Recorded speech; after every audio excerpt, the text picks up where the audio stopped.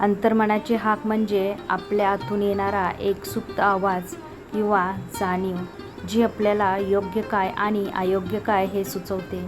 हे आपल्याला आपल्या बाह्य मनाच्या पलीकडचे खोलवर रुजलेले ज्ञान असते. अनेकदा आपल्याला भविष्यात घडणाऱ्या घटनेची, संकटाची किंवा चांगल्या गोष्टीची जाणीव आधीच होते, ज्याला आपण अंतर्मनाची शक्ती म्हणतो. जेव्हा आपण संभ्रमात असतो तेव्हा अंतर्मनाची हाक आपल्याला योग्य मार्ग दाखवण्यास मदत करते. थोडक्यात आपले अंतर्मन हे आपल्या सुखदुःखाचा आणि चांगल्या वाईटांचा आरसा असतो, जो आपल्याला स्वभावाचे आणि प्रसंगाचे सत्य सांगतो. आज मी तुम्हाला एक कथा सांगणार आहे. ती कथा आवडली तर व्हिडिओला लाईक जरूर करा. हॅलो, नमस्कार, श्री स्वामी समर्थ. मी रेश्मा तुम्हा सगळ्यांचं रेश्माच्या दुनियादारीमध्ये पुन्हा एकदा स्वागत करते. एका खूप श्रीमंत माणसाने रस्त्याच्या कडेला बसलेल्या एका भिकाऱ्याला विचारलं, का रे बाबा, तू चांगला धडधाकट आहेस असं दिसतंय, पण मग तरीसुद्धा तू भीक का मागतोस? भिकारी म्हणाला, काय करणार दादा, माझ्यापाशी अनेक महिन्यापासून माझ्याकडं कसलंच काम नाही. जर आपण मला काम देणार असाल तर मी सुद्धा भीक मागणं लगेच सोडून देईन. श्रीमंत माणूस हसला आणि म्हणाला, मी तुला काही काम तर देऊ शकत नाही, पण मी तुला द्यायला माझ्यापाशी यापेक्षा देखील अधिक चांगलं काहीतरी आहे. तू माझ्या व्यवसायात भागीदार का होत नाहीस?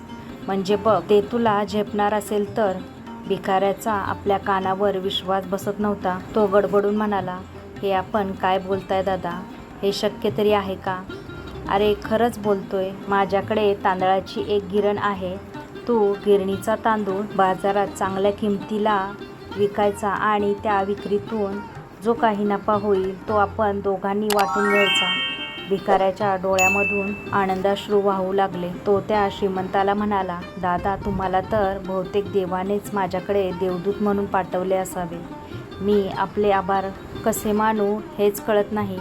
मग अचानक काहीतरी आठवल्यासारखं भिकाऱ्यानं विचारलं, पण आपण नफा कसा वाटून घेणार? मी 20% आणि तुम्ही 80%, की मला 10% आणि तुम्ही 90%? अर्थात तुम्ही जसं म्हणाल तसं. आपण नफा वाटून घेऊया, मी तयार आहे आपला व्यावसायिक भागीदार व्हायला. मी आज फार झालेलो आहे.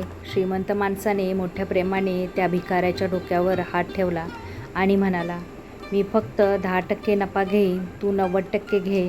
तुझी प्रगती व्हायला हवी असंच मला वाटतं. भिकाऱ्याने त्या माणसाच्या पायावर लोटांगण घातलं आणि रडत तो बोलला, आपण सांगाल तसंच मी करेन. मी खरंच आपला खूप आभारी आहे. आणि दुसऱ्याच दिवसापासून भिकाऱ्याने काम सुरू केलं. उच्च प्रतीचा तांदूळ आणि बाजारापेक्षा स्वस्त.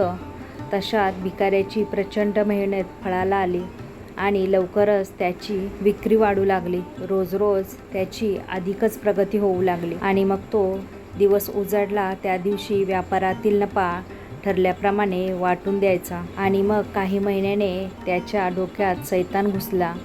तो विचार करू लागला की रात्रंदिवस मेहनत मी घेतली, त्या श्रीमंत माणसाने तरी काहीच काम केलं नाही. मला जीवनात एक संधी केवळ त्यांनी दिली. मी त्याला हा 10% नफा तरी का द्यायचा? या नफ्यावर तर त्याचा अजिबात हक्क नाही. इकडे ठरलेल्या वेळी तो श्रीमंत माणूस आपला नफा 10% वाटा घेण्यासाठी आला. तेव्हा चेहऱ्यावर मोठा खेद दाखवत तो म्हणाला, दादा, अजून थोडा हिशोब व्हायचा बाकी आहे. मला या व्यवहारात बहुधा घाटा झाल्यासारखं वाटतंय. शिवाय ह्या धंद्यासाठी मी लोकांकडून घेतलेलं कर्ज देखील फेडायचं राहिलेलं आहे. आता त्या भिकाऱ्याच्या मनात खोट आली होती हे स्पष्ट दिसत होतं.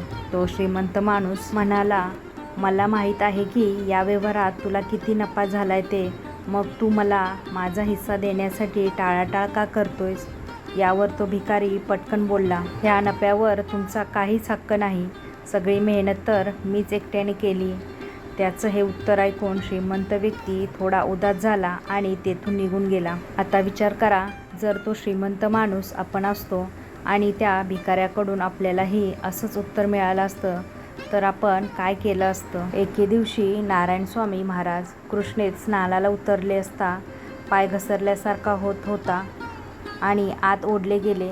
कोणीतरी पाण्यात ओढत आहे असं त्यांना भास झाला. आत मोठा झगझगीत प्रकाश दिसला आणि एक मोठा देवालय दिसला. त्यात अनेक देवपाटी ब्राह्मण बसले असून एका दिव्य सिंहासनावर साक्षात नरसिंह सरस्वती स्वामी महाराज बसलेले आहेत असे दिसले.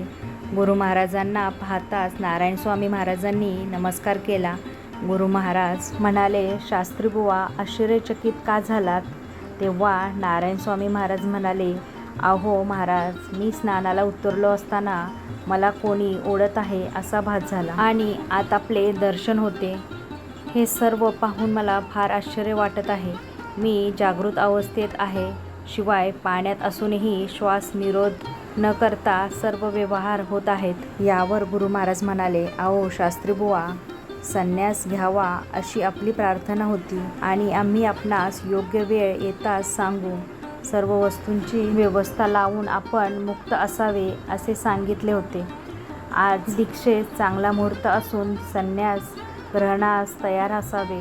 महाराजांचे हे बोलणे ऐकताच नारायण स्वामी महाराजांना गहिवरून आले. गंगानुजाला दाखवलेले दृश्य अगदी यथार्थ असून आज माझ्या भाग्याने मी पाहत आहे असे म्हणून नारायण स्वामींनी गुरु महाराजांच्या चरणावरती प्रेमाश्रूचा अभिषेक केला.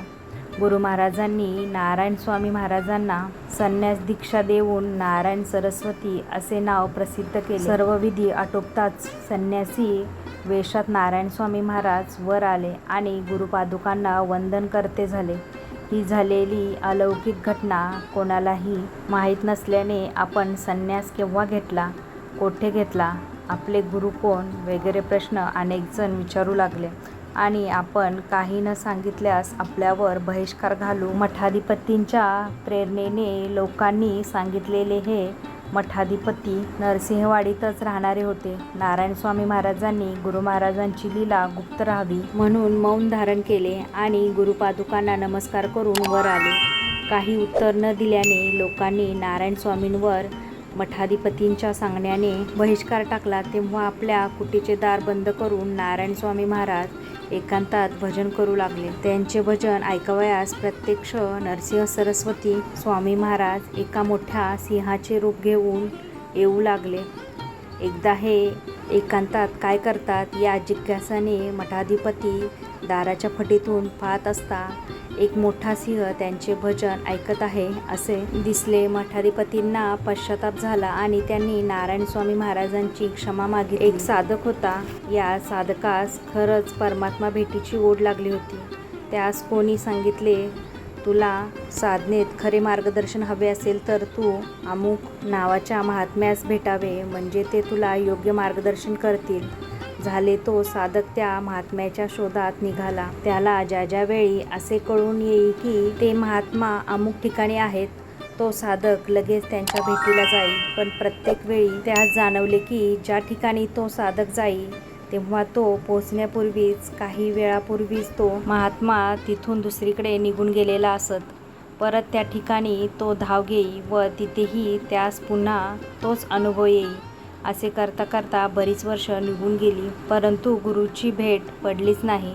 शेवटी तो कंटाळला व एका पर्वताच्या कड्याच्या टोकाशी जाऊन बसला.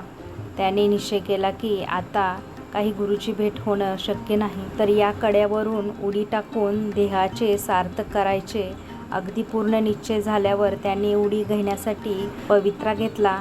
त्या सुमारास तो मागे खेचला गेला. त्याने पाठी पाहिले. एक गृहस्थ त्याला थांबवत होता. त्यांनी त्या साधकाला आत्महत्येचे कारण विचारले. शेवटी त्या साधकाने आपले कारण सांगितल्यावर तो महात्मा म्हणाला, तू ज्यांच्या शोधात आहेस तो मीच आहे.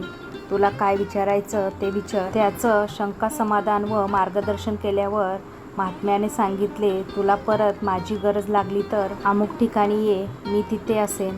त्यावर त्या साधकाने उत्तर दिले, गुरुदेव, आता मला समजले आहे की तुम्हाला भेटायचे तर त्या ठिकाणी येण्याची गरज नाही.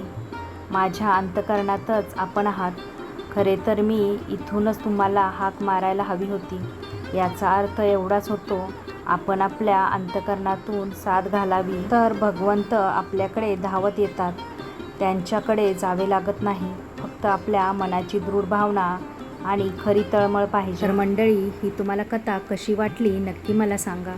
जर व्हिडिओ आवडल्यास व्हिडिओला जास्तीत जास्त लाईक, शेअर, सबस्क्राईब करा.